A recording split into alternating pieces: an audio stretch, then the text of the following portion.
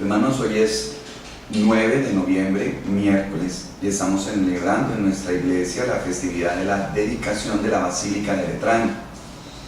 En esta dedicación, pues nosotros recordamos de una manera muy especial nuestra iglesia institucional, nuestra iglesia católica, a quien nosotros le debemos muchísimo, ya que nos ha regalado una estructura, nos ha regalado un organismo vivo con el cual nosotros podemos conocer más a Jesucristo. A veces las personas critican mucho la institución o critican mucho una estructura tan antigua, con tantas tradiciones, con tantas cosas que la componen, pero es lógico, hermanos, somos una iglesia desde el inicio de la época misma de Jesús. Él quiso que esta iglesia existiera y a partir de su historia y su desarrollo, pues obviamente ella ha abordado y ella ha acumulado una gran cantidad de experiencias, de influencias culturales, de tradiciones y costumbres, que pues es el resultado de lo que tenemos hoy. No fuimos hechos ayer, es un resultado de lo que hoy existe.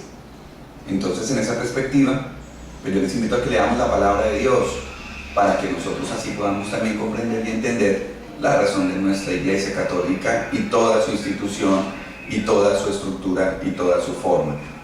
Acerquémonos al Evangelio de Juan, capítulo 2, versos 13 al 22.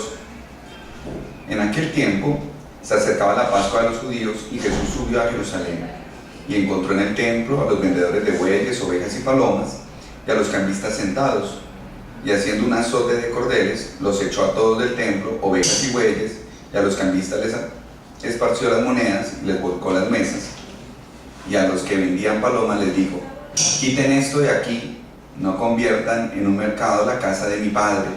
Sus discípulos se acordaron de lo que está escrito: el celo de tu casa me devora.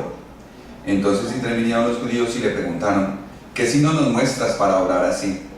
Jesús contestó: destruyan este templo y en 3 días lo levantaré. Los judíos replicaron: 46 años ha costado construir este templo y tú lo vas a levantar a 3 días. Pero él hablaba del templo de su cuerpo, y cuando resucitó de entre los muertos, los discípulos se acordaron de lo que había dicho y dieron fe a la escritura y a la palabra que había dicho Jesús.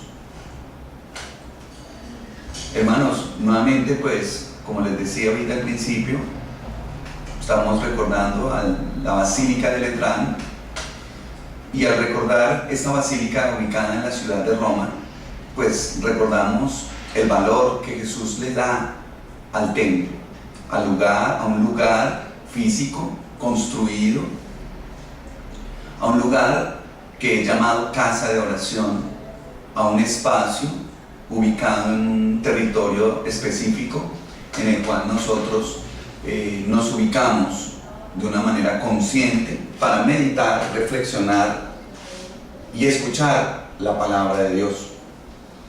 Ese templo es el templo de Jerusalén, a quien Jesús se refiere en el Evangelio, pero también se refiere hoy a todos los templos que existen en el mundo.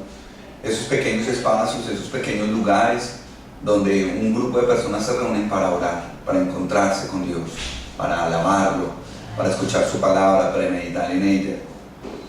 Jesús expulsa a los vendedores, expulsa a las personas que dentro del templo establecen una especie de negocio, una especie de intercambio comercial, y dice que es un lugar donde no se negocia, sino que es un lugar donde uno se encuentra con Dios.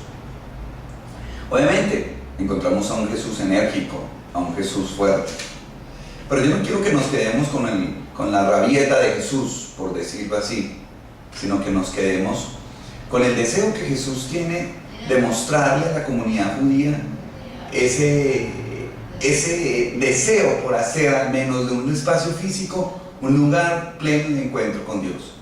Pero al mismo tiempo, ese deseo de Jesús de mostrarles que junto con el espacio territorial y junto con el espacio estructural de un templo, nuestro cuerpo, que también está compuesto de materia,